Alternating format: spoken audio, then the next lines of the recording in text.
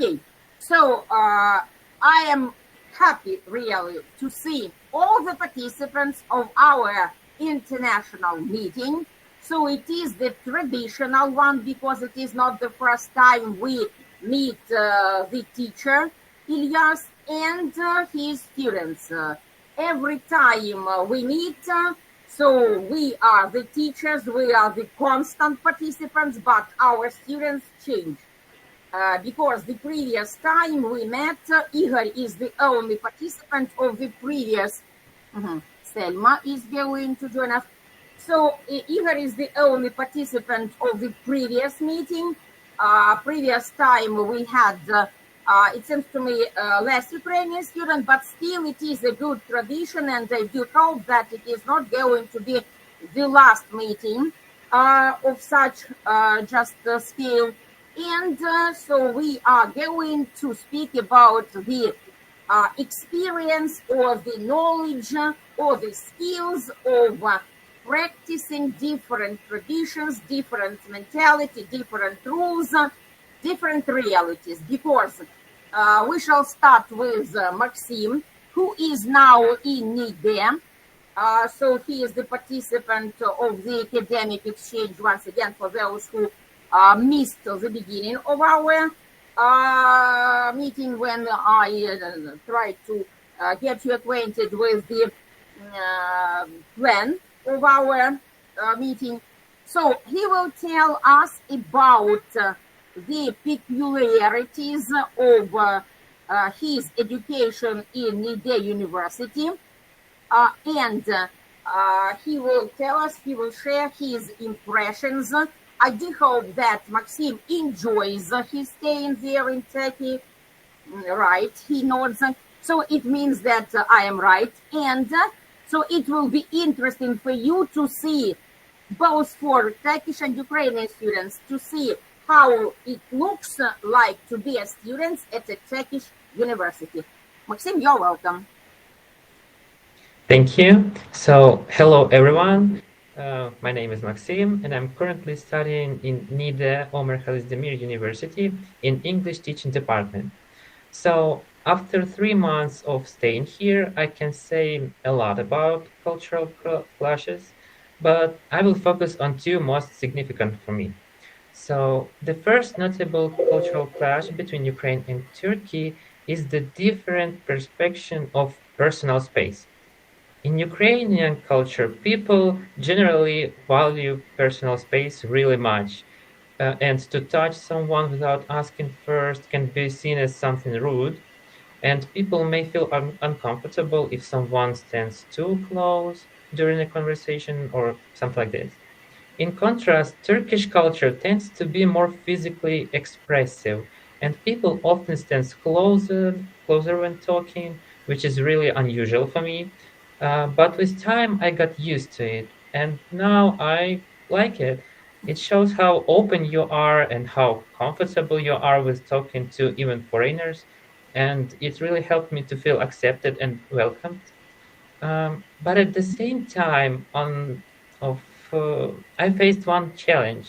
I faced language barrier. It was genuinely surprised. I was surprised to discover that many people in Turkey are not very interested in speaking English. And coming from Ukraine, where even a basic knowledge of English is quite common among people, this was unexpected. In Ukraine, most people try to learn at least some English at school. However, despite the limited English proficiency in Turkey, I was just amazed by how kind and helpful Turkish people are. Whether in shops, cafes, or just walking around the city, they always try their best to help you using gestures, translation apps, or just any means they can think of. Their warm attitude and genuine willingness to help really made me feel better, really welcome. And what touched me the most is that the language difference didn't stop us from forming real connections. I've been able to make many new friends here, even though we don't share a common language fluency. We still spend time together, laugh, explore new places, and just create unforgettable memories. And sometimes it feels like friendship and kindness speaks louder than words. And these 3 months, this experience taught me that meaningful human connections don't always require perfect communication. They just need, I would say, open hearts and just a little effort. I think that's it. And thank you for the opportunity to talk about cultural clashes because it is, I think, really important topic nowadays. Yeah, So Maxim, thank you so much. It's lovely, really. It's about, it's lovely to hear these things from you. It's really nice. I really appreciate. And could you please tell me which university again, the name of the university in Izmir? The university name is Yes. Nide Omer Demir University. Media. Okay, media center. Okay, thanks so much. Yes, Professor. Next. Maxim, thank you. Dasha was at the same university at Nide. So, but Media, it was it's media. previously, and so it was the boys' experience, and now the girls' experience of staying, studying the whole springtime in Turkey. Dasha, you're welcome. Good morning, everyone. Herkese iyi günler. Good afternoon. It's already afternoon here and there. Afternoon. Okay. I am Dasha. But iyi günler is fine, Professor. İyi günler Okay. means have a nice day, so it compares every time, so no problem. İyi günler, Dasha. İyi günler. I am Dasha or Daria, and my surname is Skripka. It's like translated in Turkish language, Keman. It's like funny facts for me. It's a great pleasure to be here with you today online to share my experience of studying Turkey with you. And I also the last year participated the Erasmus program with Nida Omer Demir University, and I had the opportunity to take part in this Erasmus program and spend semester at the Turkey University. It was truly unforgettable for me experience and exciting. And I want to tell you something facts that I noticed when I was in Turkey. One of the most interesting aspects of my journey, it was seeing how different the education systems are.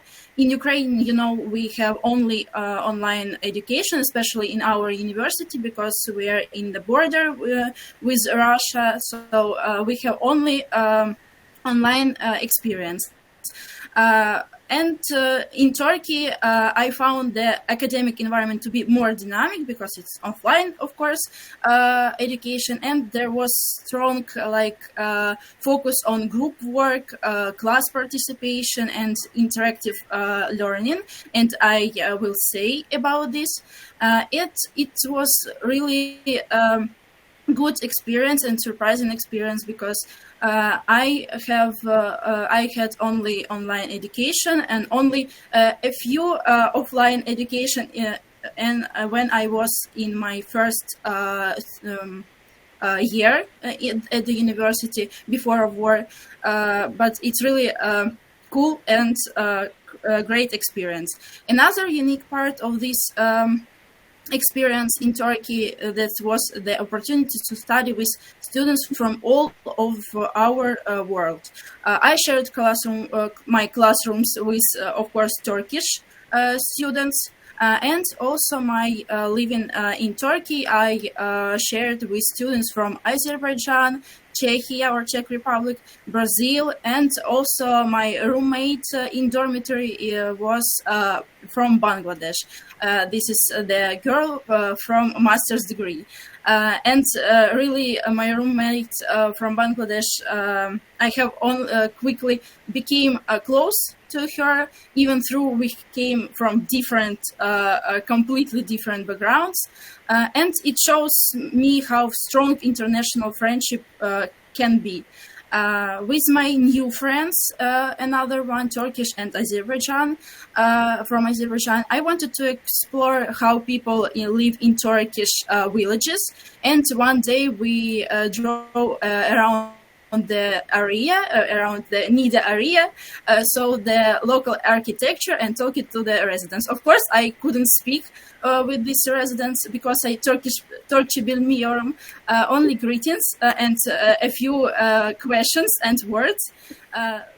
But for me, it's also like exciting experience. At the weather warms, many students have picnics on the lawn, play volleyball, or borrow bikes from Yas Center and ride around the campus. And I'm very glad to be, I was able to be a part of such life. But at the same time, for me, it was sad because in Ukrainian students from the border region currently do not have such experience and opportunity at all now. The last month was remember me more even interesting classes and lessons because we have had a lot of projects. For example, in the subjects material design in English language teaching, because I also study like Maxim from English department. Instead of an exam for these lessons, we had an educational last year. Like we needed to develop interesting activities for ninth grade students for English lessons in advance. And the number of invented tasks is unlimited, but at least for we do done because to develop reading, listening, speaking, and writing skills. At the last lessons, we had to improvise bazaar, where we had to sell our ideas and buy another ones we liked from our classmates. And for this, the teachers gave us money, and at the end of the lesson, we counted who was the best seller and who had the most developments in total. Another course, English course book evaluation, we have also had a project instead of exam, where everyone had to analyze the chosen textbook from its design and appeal to students to how effectively it helps children learn English and helps teachers teach their subject. Learning Turkish for me also be exciting because we are like philologists, and learning Turkish was also a big part of my experience. It's quite different from Ukrainian in terms of structure and vocabulary, but I was surprised to find a few similarities too. We also have many similar words such as kravat, shapka, shashlik, Ottoman, Maidan. We also have a similar word, but they have different meanings. For us, bardak is a mess, like something untidy, but for you, it's glass. And also, yes. Also, we have word durak. For you, it's bus stop. For us, it's unfortunately like stupid boy. And you have like word kavun. For you, it's melon. For us, it's watermelon. Like something different. Also, your language has like in our dialectism.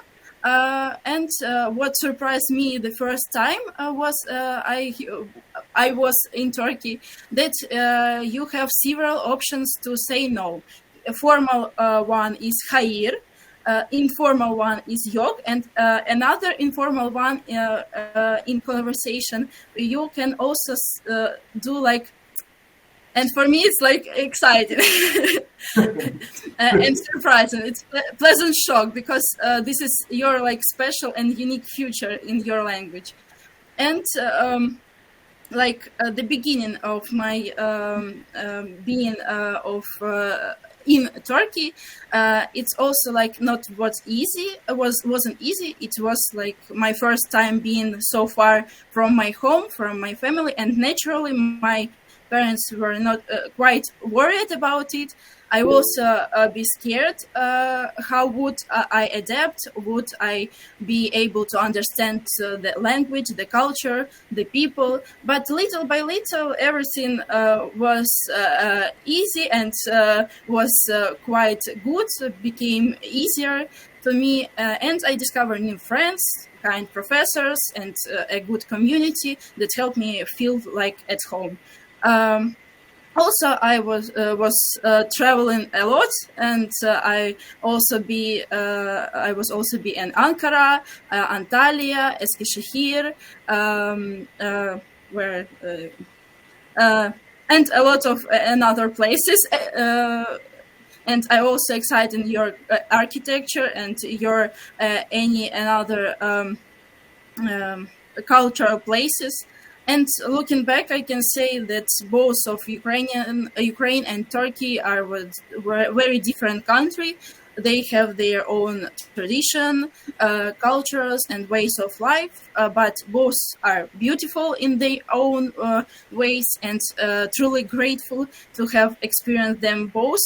And summing up, I can say that in Turkey I gained a very interesting and significant experience, both for my future profession and my future life. And I managed to gain not only new knowledge, but also new meetings with another people from another country, live in another country and experience the culture and routine of Turkey, not like tourist, like an Turkish student. That's all, and I want to say the Turkish students not be scared, and just I wish you luck for your personal and academic life. Thank you for listening. Daria, have you been to Afyon Karahisar? Have you been to Again, Afyon? please? Afyon, another city, Afyon Karahisar. No, I don't be. I Okay. haven't been. I didn't go. So, what about Cappadocia? Did you go there? Yes, of course, but not at the early morning because I don't have this opportunity, and I didn't see the balloon. So I just was in Cappadocia in the one day. Caves, in the caves. But Yes. there are the same caves in Nide, almost the same. Just the scale is there are fewer of them, but there are caves there. So, Yes. and it is possible to go to Afyon to see the poppies, really, as it is the city of poppies. Well, sorry to interrupt, Professor. Afyon and Niğde are very similar in terms of the size, the people. We are both in the middle of Anatolia, and what you see in Niğde is almost true for Afyon too. So within the cities in Turkey, we have some differences as well. Not only in terms of cultural differences or cultural conflicts, maybe. Izmir is quite different than Afyon. For example, Istanbul is different than Izmir. Ankara is different because it's the capital city. Everybody thinks that Istanbul is the capital, but actually Ankara is the capital, as you know. So even within Turkey, we have 81 cities, and each of them are different from each other. But we have 7 districts, and Niğde and Afyon can be said that they are in the same district. So they have similar cultural backgrounds or similar kind of people and architecture, etc., etc. Daria, you are a really good, wonderful observant, and you have wonderful impressions about Turkey. I'm so glad to hear them from you. Thanks so much. Teşekkür ederim. Thank you so much. Ben teşekkür ederim. çok iyisin. So Maşallah. And into Turkey, so I feel just like a stranger because so that is Professor, why you should also come and live in Turkey for a while. So we are going back to English, and now the time for questions maybe is here. So I do hope that Ukrainian students have their own questions because they are interested in knowing the new things. Though they have listened to Maxim and Dasha, they share their own experience. But I do think that there are more much more aspects of Turkish life and Ukrainian life, which so differ and sometimes differ greatly. That is why it is possible to ask the questions, and I do hope that the Turkish students will also ask their questions about Ukraine, because we are different from yours, and it will be a kind of nice conversation. So any kinds of questions are welcome. Who will start, maybe? So, Anastasia, do you have any questions? I see you. I have one question. Can you speak louder, please, or turn on the volume? Hear me? Yes, we can hear you. We can hear you, but try to speak louder a little bit. Okay, my question is about coffee and tea culture.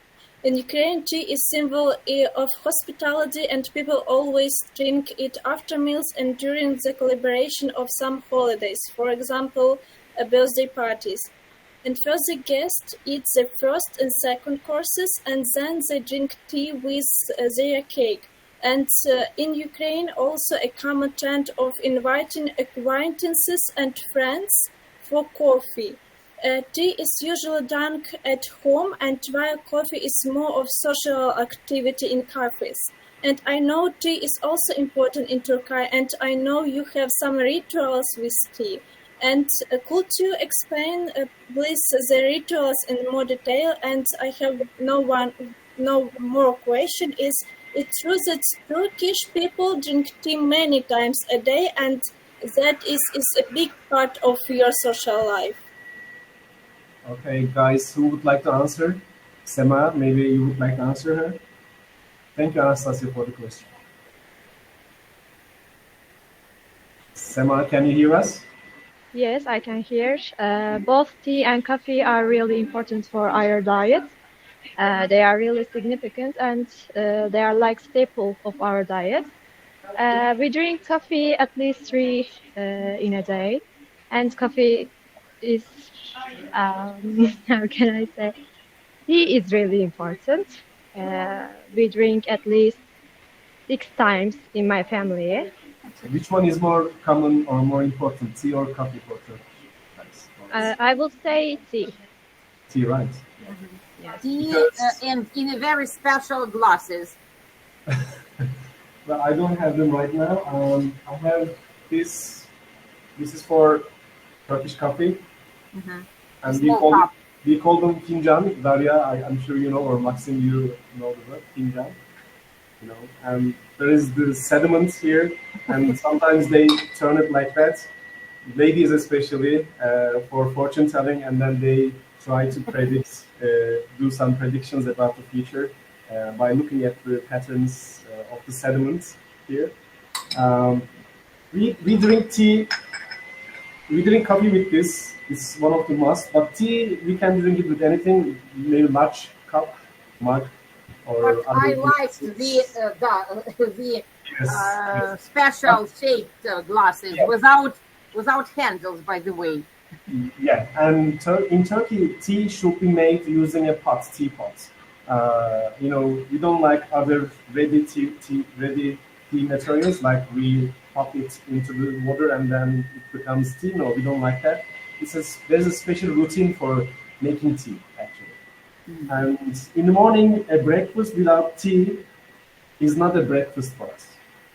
You know, tea is a must in our breakfast. And wherever you go, for example, you're a businessman, you visit another company, they always offer you tea first, or Turkish coffee. So both of them are very important and popular in Turkey, but especially tea, we can say that. That's it. And if you visit a Turkish house, they will offer you 3 times tea.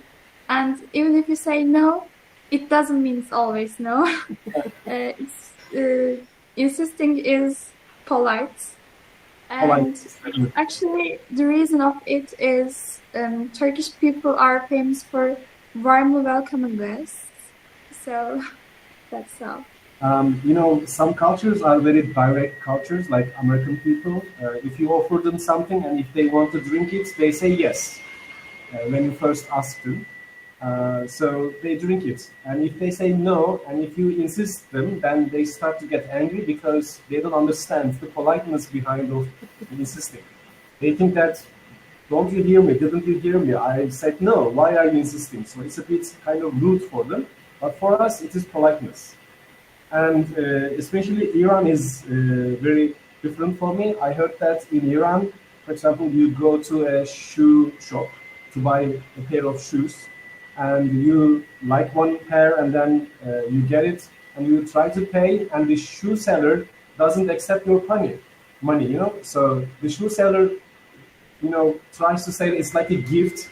Normally, it's not a gift, but in the first time you try to give the money, the shoe seller doesn't accept the money. You know, he expects you to insist more, and then in your second or third asking, he gets the money. So this is a kind of maybe Eastern culture things, you know. So we don't directly communicate. We communicate sometimes between the lines. So sometimes we speak, but we mean the opposite. So communication needs to be understood well if you live in these kind of countries. So if you are a tourist for 1 or 2 days, these kind of things may be very weird to you or peculiar to you. That is why Daria told us that she got to know how to learn Turkey from inside, being not a tourist for a couple of days, but living there for rather a long time. By the way, what is the title of tea in Turkey? Here we have chai. It seems to me it is the same. Chai, no? Chai, yes. Chai. So we have the same Ukrainian word. Dasha mentioned several similar words, but tea was not included there. Chai is the same title. Yes, Coffee chai is the international one, and chai is common for Turkey. By the way, Hatice joined so a few minutes ago. Your student Hatice, it's Hatice, correct? So and Irina joined us. So any other questions? I think that a talk about tea and coffee turned out to be very interesting for both, and new facts are interesting really. So who is ready to ask the question? Maybe Turkish students will ask something. Valeria, Lera, you can ask.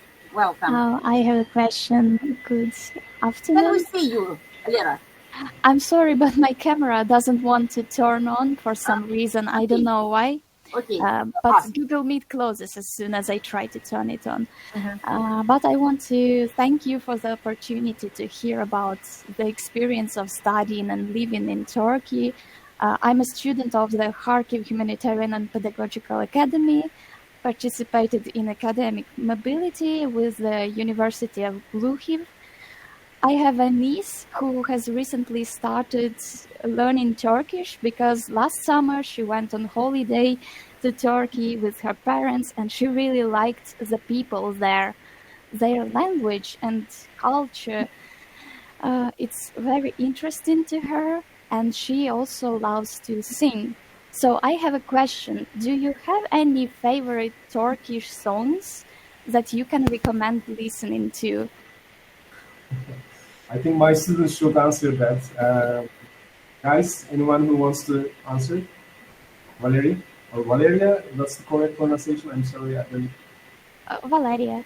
Valeria, okay. Guys, who wants to answer Valeria?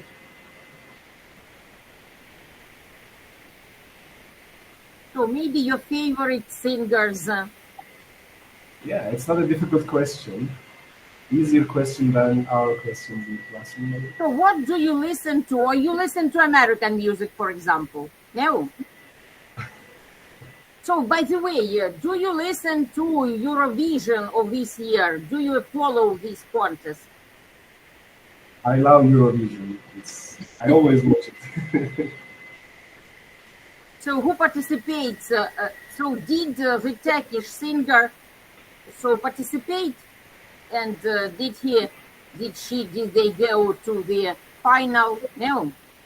This is also a part of maybe Turkish culture. We are a bit shy guys, you know.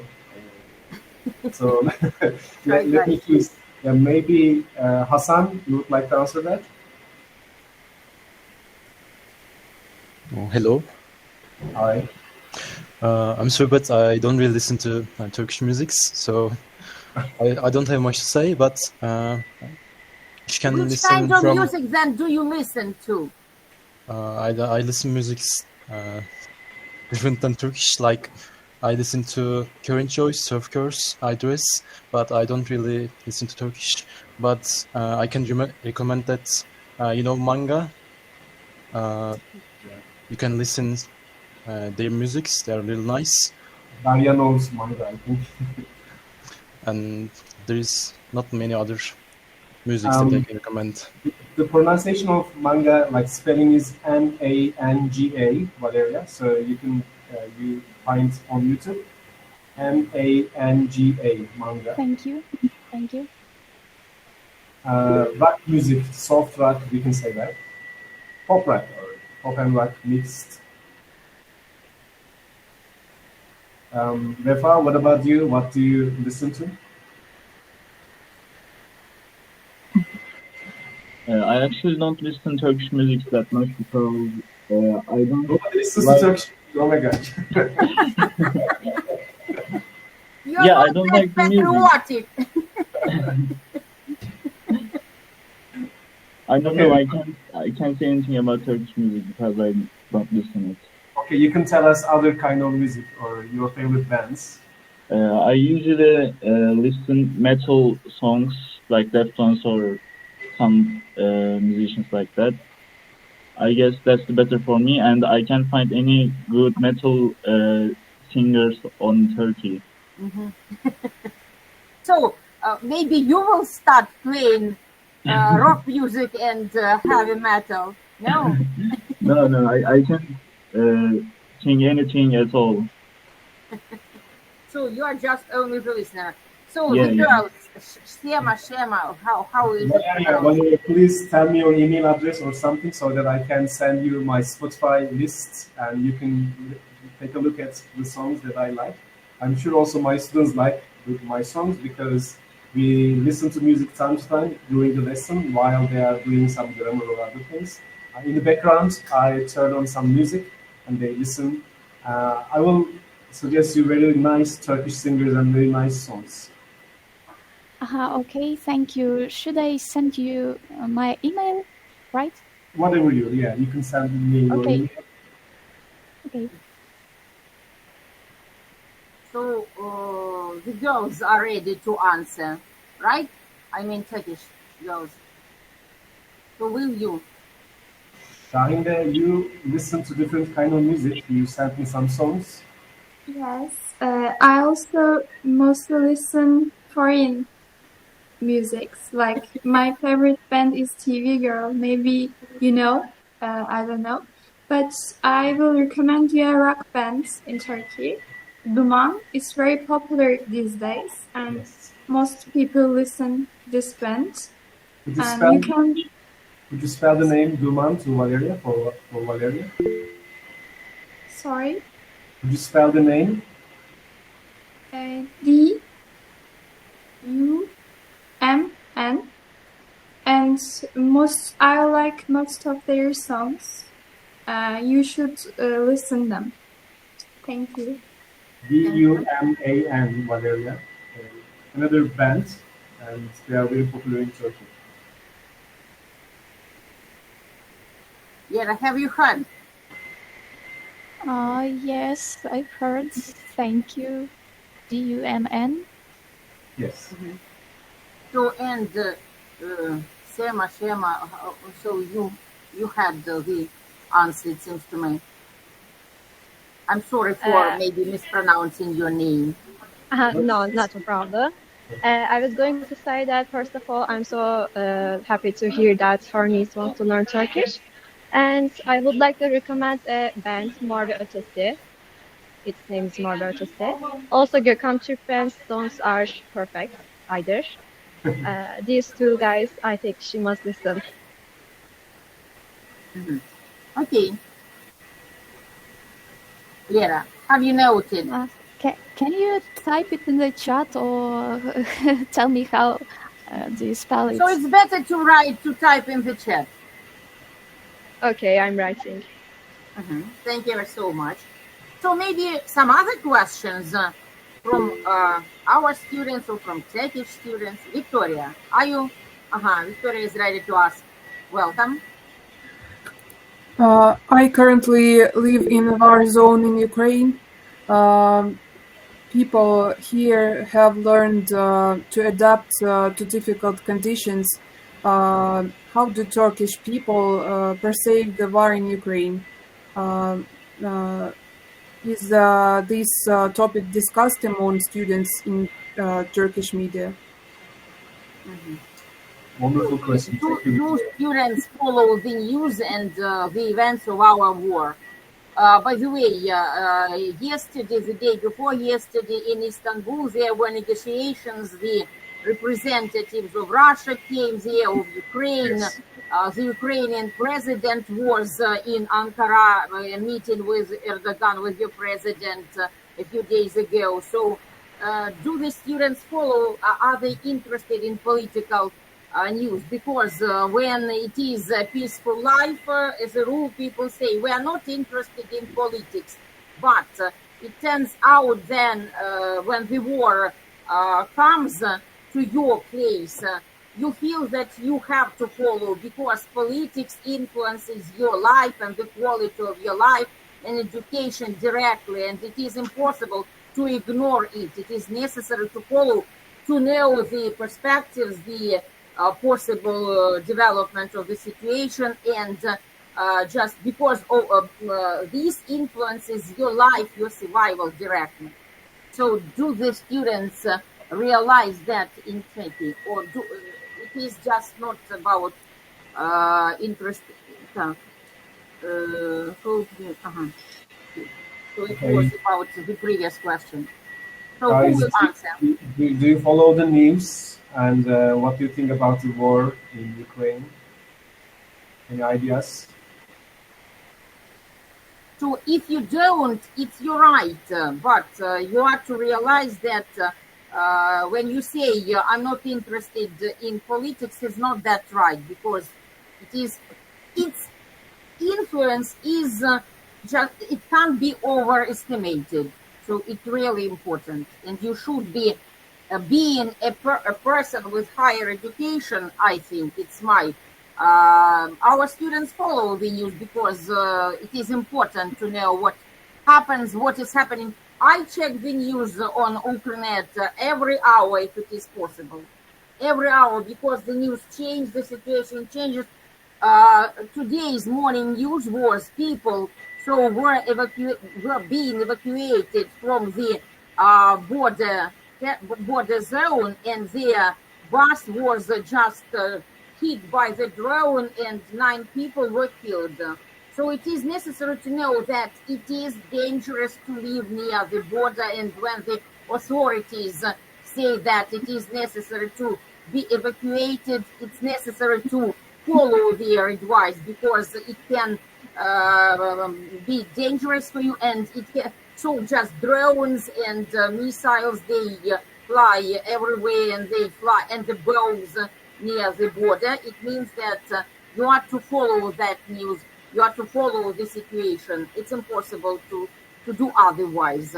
So I do hope that I know that it is our problem, it is our war, it is our difficulty, it is our life, but so it's no, Professor. Actually, I don't agree with you on that, because when there is a war somewhere in the world, it shouldn't be only the problem of the countries who are involved. It should be the problem of humankind. So I think everybody should know or should follow the wars in the world, you know. And in terms of politics, yeah, wars are usually happen because of politics. But when people are dying and when there is a war in this modern era, I think it's very stupid. And politics should be, you know, just put away to somewhere, and then people should be able to speak freely when people are dying, because war means pain. And many people are living in difficult conditions, not only in Ukraine, also in Gaza or in other parts of the world, you know, like India and Pakistan, for example. They also almost started a new war. So, or if you ask me, personally, I think that wars are stupid. I mean, we are living in a modern world with a lot of improvements in terms of space explorations or other things, and we are talking about a lot of scientific things, and we talk about human rights, we talk about modernization of the world, and then some guys again attack other countries and they try to steal their land and kill their people, etc., etc. So I'm having trouble understanding this kind of war reasons. Actually, of course they have some their reasons, but we have United Nations, we have NATO or other nationalities, but they don't work. I mean, what is the purpose of them? If they can't stop a war, then why are they here? What's the purpose of them? So I'm really having trouble understanding these kind of stupid acts, and they're useless, if you ask me. No, I can't agree fully with you, because this war, our war, is for survival of Ukraine. So if we lose this war, Ukraine will stop existing. So as an independent state. That is why it is the existential, it's not stupid at all. And Russians, as for international organization, Russians having the heritage of the Soviet nuclear weapons threatens the whole world, then it corrupts the international organizations and governments all over the world where it is only possible. That is why it violates all the international laws. All the laws are violated. That is why I can't say that this war is stupid. It is not stupid. It is for our survival. It is the existential war. As for between Pakistan and India, so it was for some territory. Kashmir is the territory which belongs to both countries culturally, in terms of religion, but here it is the other type of war. Either we win or we don't exist anymore, and there will be Russia here, and the empire will be restored. When I say it's stupid, I mean for the Russian guys. I mean, why did they start the war? Of course, you must defend your country. Of course, you are not the reason of this war. Russia started that, and it was for stupid reasons. So that's what I meant. I'm not. Of course, you should defend your country. Every country should defend itself. We have the right to defend our land and people, of course. So, and what is another surprising thing is about the time period of this war. Like it has been like 3 years or something. So still. In fact, the war began in 2014, 11 years ago. Crimea and the East, Donetsk, Luhansk. So it began, but it was located only in 2 regions in the East. And the Crimea was occupied without any military actions almost. But 3.5, we count every day of this war 1,000, almost 1,020 days, 200 days, 1,000 and almost 200 days. Every day counts, because every day means ruining here, killing people, so all the horrors of war. That is why every day counts. We didn't count every day of our life before that, but 3 years ago in 2022, so in February, this count began. Actually, the question was asked to students about following the news and also the war. Sorry, we just answered Victoria. I'm really sorry. Guys, who wants to talk about following the news and what's your perspective about the war in Ukraine? Hello. Generally speaking, wars are unnecessary and they only bring pain and loss. And also in Ukraine and Russian war, thousands of people, especially children and students like us, have been displaced and killed or injured. It's really heartbreaking to see how regular life, friendships, dreams can be easily destroyed. I hope everything goes well for you. In the future. Thank you for your support. By the way, here Anastasia, who asked the first question about tea and coffee, she is now in Germany because she had to leave her hometown, home city, and she is in Germany now, joining our lessons online as well. So we went to Romania last month, and there were several Ukrainian students in Romania. So people, had to leave their country because of war. So it is another, disadvantage of having a war, or drawbacks of having a war. People had to move. Also in Turkey, we have a lot of Syrians because they escaped from civil war, and a lot of Iraqi people who escaped from the conditions in Iraq. So, I mean, war is everywhere, unfortunately. So I hope peace will come to Ukraine very soon. Okay, let's hope for the best. So Yes. maybe some other topics, some other questions. So Vlada, welcome. Hi there. I want to change the mood of our conversation and ask about the social media, obviously, because we all young people and we use social media every day. And in Ukraine, young people use social media for communication, use, and entertainment. And during the war, we should check like Telegram chats an hour or maybe more. I can check like twice a day because I live in the not in the border. And I want to ask, we use in our country platforms like TikTok, Facebook, no, 50, Instagram. Instagram, and Telegram.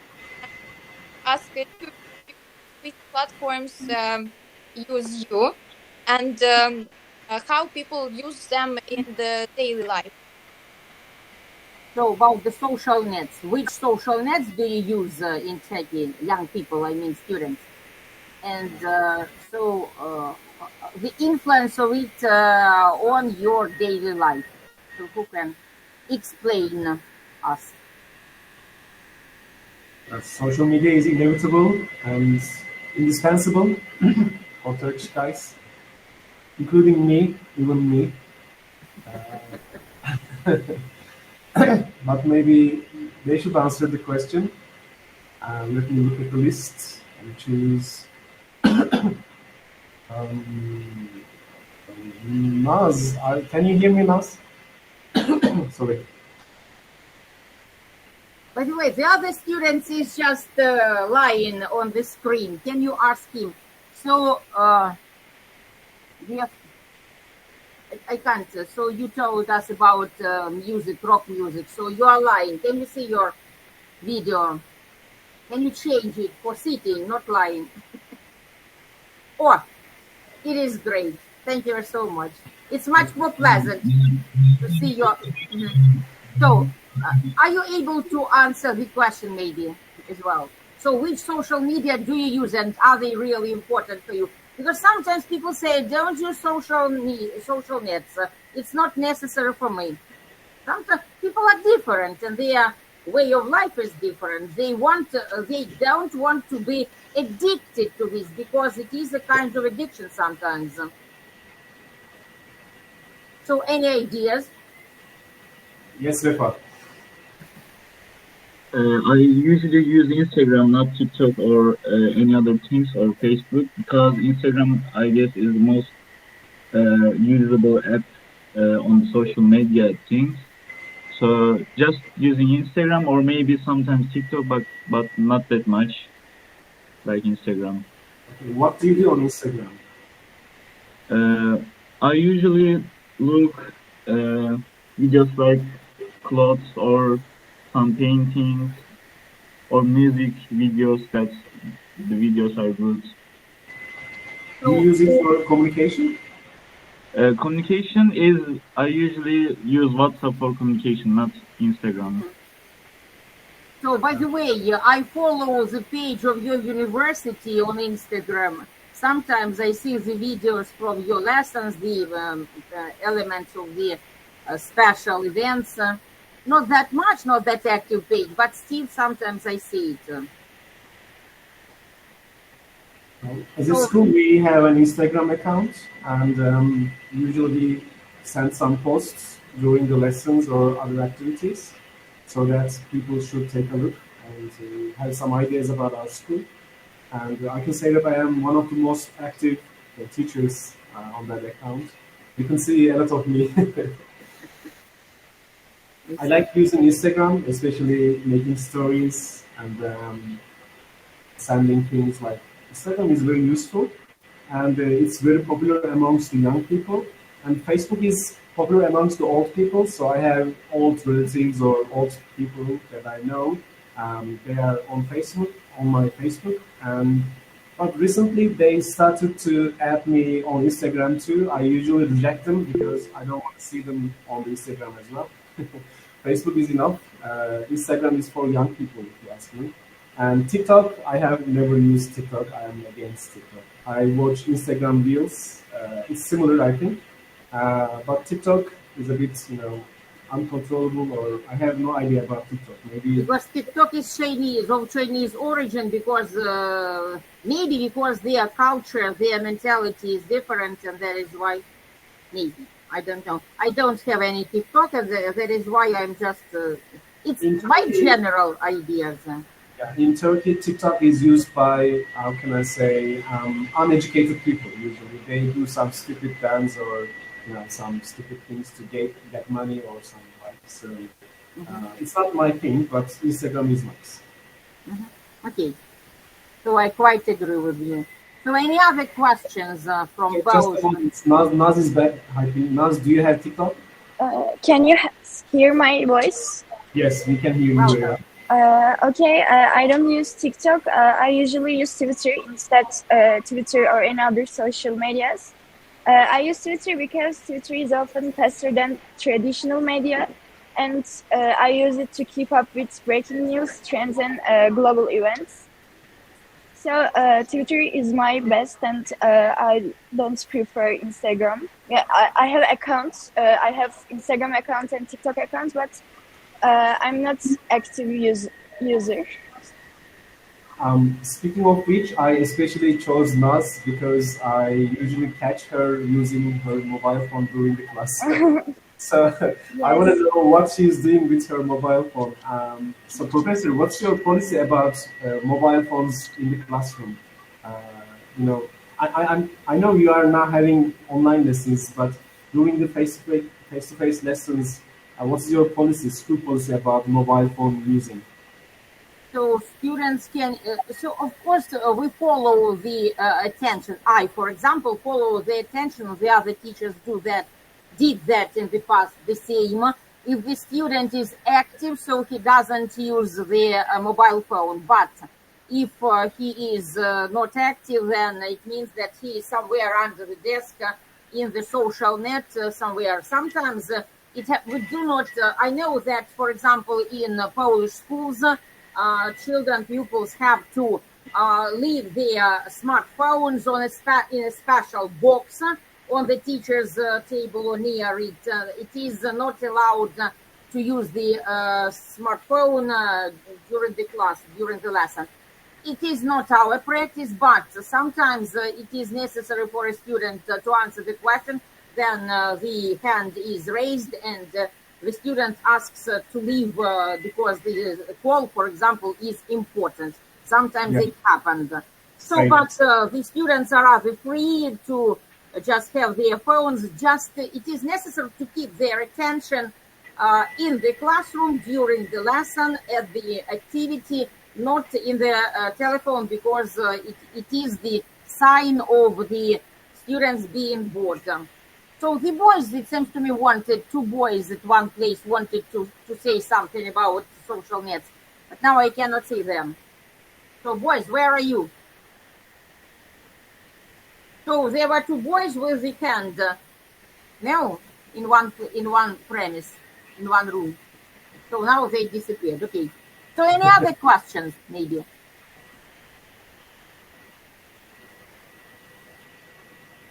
My dear Turkish students, do you have any questions to us?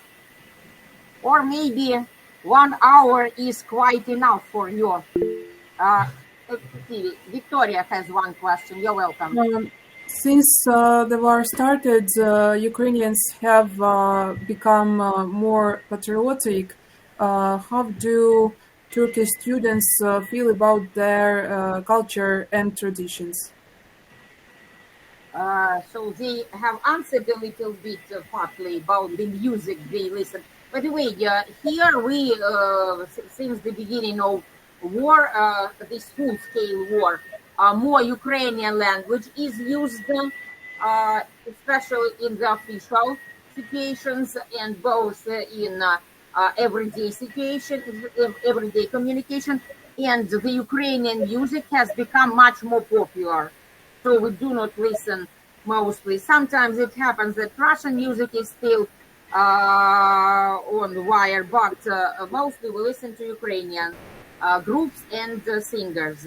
What about your culture? What about your being patriotic? So your the attitude to Ukrainian flags, of course, so is important. The Ukrainian anthem is important. The language, the all the events. What about your vision of this? Is it important really, or it is possible to say that I am the citizen of the world, and it is also the proper attitude. So I listen. We use the Google Meet, so it means that it is the American mail. We use the devices produced in America. You mentioned Chinese TikTok. You can listen to European music. Maybe you can read something from South American literature, for example. So the world is really international, and we are speaking about these international things. But still, which is more important for you, the Turkish elements, the Turkish aspect, or the international ones? This proportion, maybe. Who will try to analyze it and to answer? Well, we studied Americanization, if you remember, guys. And, for example, food. Everywhere around the world, you can see hamburger like Burger King or McDonald's, etc. So the Americanization is very popular, and it affects all the countries, not only Turkey, but also other parts of the world. And food culture is becoming one culture, and many local foods maybe they are difficult to cook, or Burger King or other fast foods are very practical, so they are getting widespread. On the other hand, when there is a war or when there is something bad which is happening against your country, then of course it's a kind of thing that unites people, and then people become more patriotic. Of course, it's quite normal because the conditions change, and then it unites you. You start to listen to music like motivating you. And you start to like your military forces or other uniform guys better, etc., etc. And we are a very crowded country. Our population is about 90 million, and most of them young. So we have nice military force. We have a lot of soldiers, etc. So I don't think we will enter any war. But if it happens, I'm sure it will trigger our emotions about being more patriotic. It's quite normal. And of course, we are a world citizen, but as I mentioned previously, war is happening around the world, unfortunately. So we should invest some money on, military weapons or like drones or other things. And Turkey is doing very well in terms of this research and development, and we have very nice drones and other military things, weapons or some kind of things like that.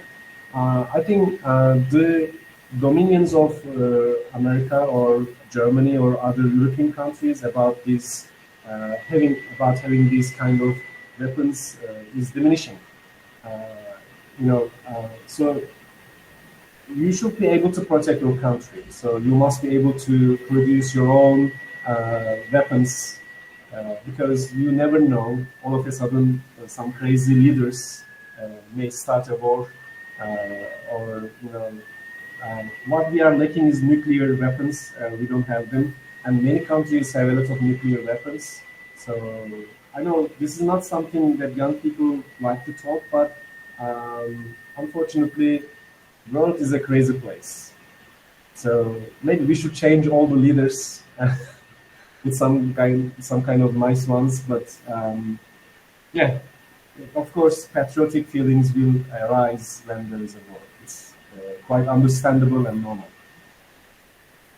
Crazy or not, but world is the place where we live, and life is a wonderful thing, precious thing, and it should be appreciated and lived properly.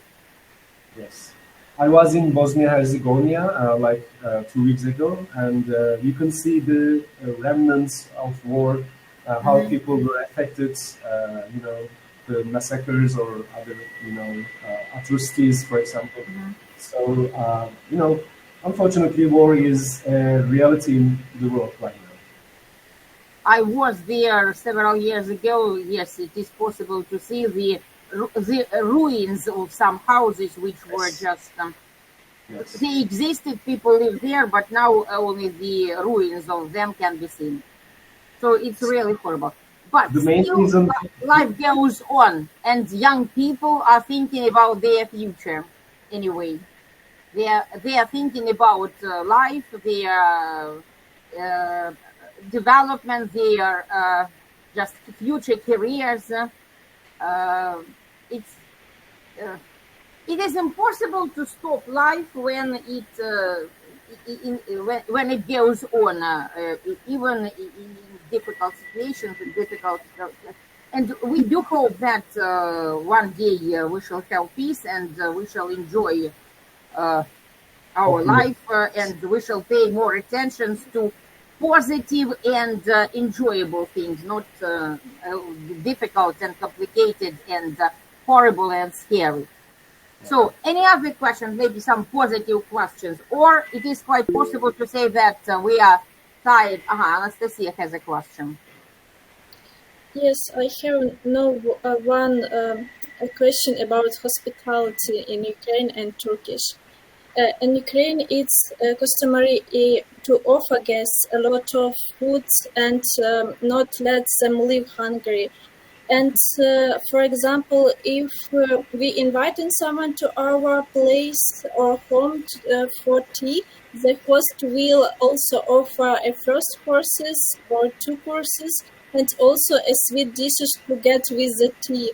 And what does hospitality look like in Turkey? Can you explain it?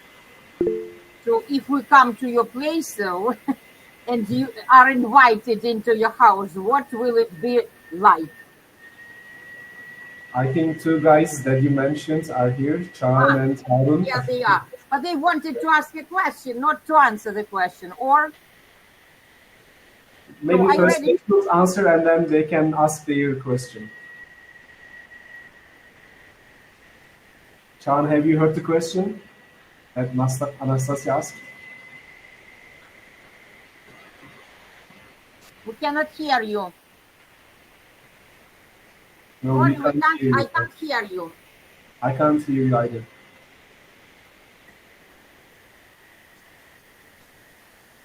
I think they are having a glitch.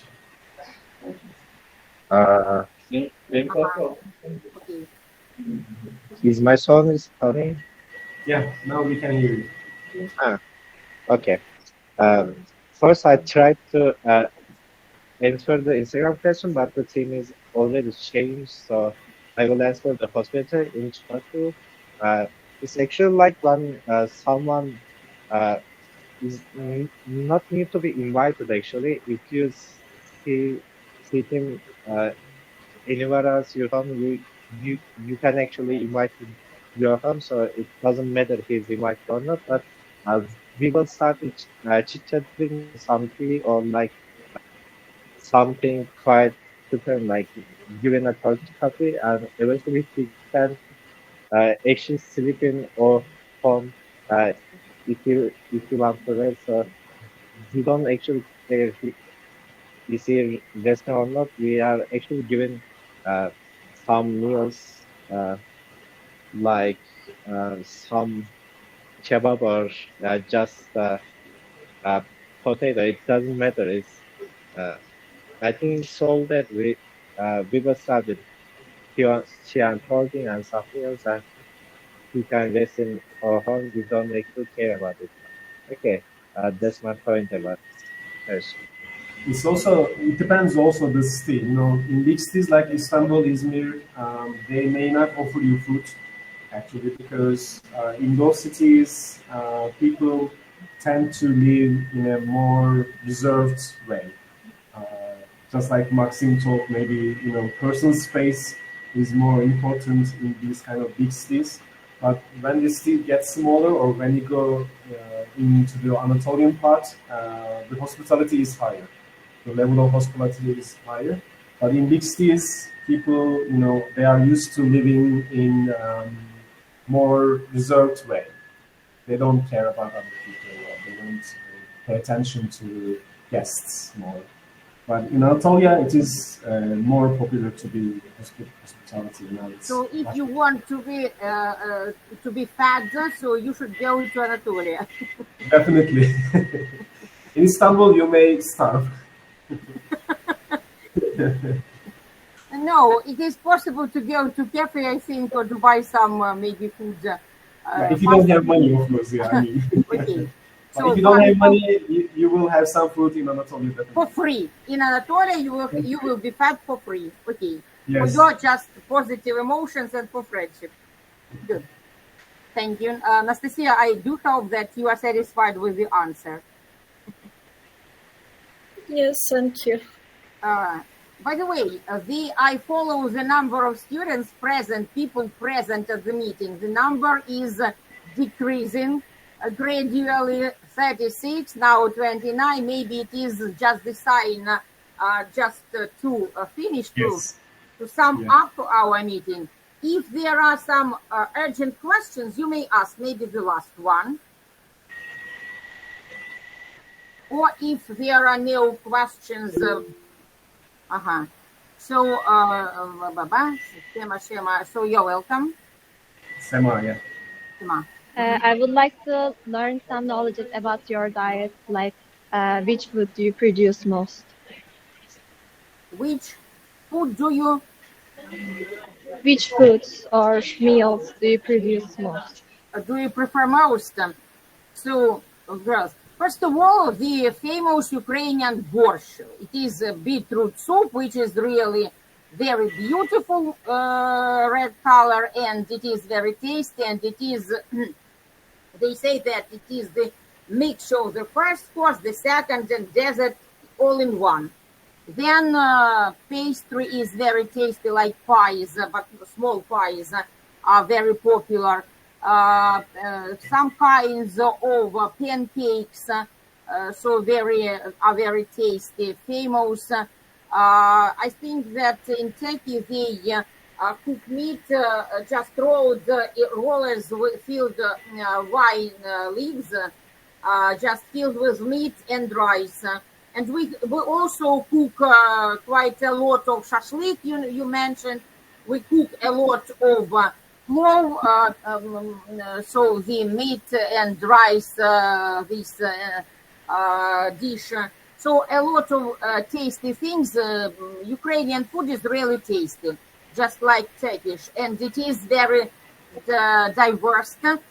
It is diverse. You mentioned the hospitality in different parts of Turkey, and we have hospitality all over Ukraine, but the food is different in different parts of Ukraine, in the west, in the north, in the east, in the south, in the central part. So you are welcome. By the way, the previous time we met, it was not the full-scale war, and your students asked which cities to visit if they come to Ukraine. Now maybe it is the course for tourists. Though I know that tourists from the European countries come to Lviv, for example. It is in the west near the Polish border, and it is not that dangerous there. So tourists come to Chernivtsi, to Ivano-Frankivsk, to Lviv, but they typically do not come to Odessa because it is often threatened and attacked by drones and missiles. They do not come to Kyiv because it is impossible to fly. It is necessary to use the train only. It takes a lot of time. But after the war, we invite you to come to Ukraine and to enjoy our great people, our great food, our great culture and architecture. I think that it will be really a very enjoyable time for you if you come here. Professor, I think we have the same dish, which is done with the wine leaves and rice and meat. We call that yaprak sarması. Do you know, guys? It's very delicious and very common. And during the festivals or other religious or other kind of bayrams, we serve it. It's very delicious. I think we have a lot of common cultural aspects, and we have really similar cultural background, also historical backgrounds. Maybe this similarity comes from our historical common background. Maybe, hopefully, the war soon will finish, and then we can have some Erasmus exchange programs together. So we will have the chance to meet face to face. So next year, my students will be studying at their faculty, and maybe after that, they can join some Erasmus programs. So this is a nice beginning. This is a nice warm-up for meeting face-to-face maybe in the future. So we would like to be in Ukraine definitely, and you are always welcome to visit us in Turkey anytime you want. And this meeting was really beneficial. I really like that, sharing the cultural differences, cultural background, cultural food, other things, music, talking about music, etc.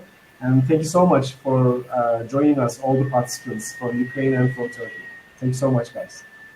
Let's hope for the best, and thank you everybody for participation, for listening, for asking, for answering. So I do hope that all the participants enjoyed staying here at this meeting, and let's hope that we are going.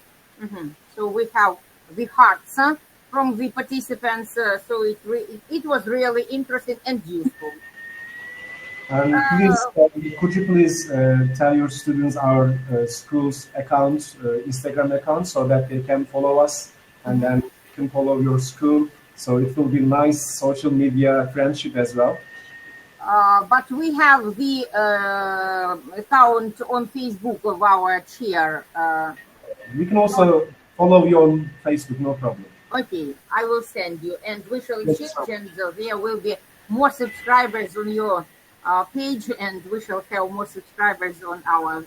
Sometimes we write about our events not only in Ukrainian but in English too. Yes. So this means it could be a beginning for this kind of nice futuristic, sharings and getting to know each other maybe. Okay, great. So thank you, and see you next time. Thank you. Thank you all. Thank you. Have a nice day. Bye.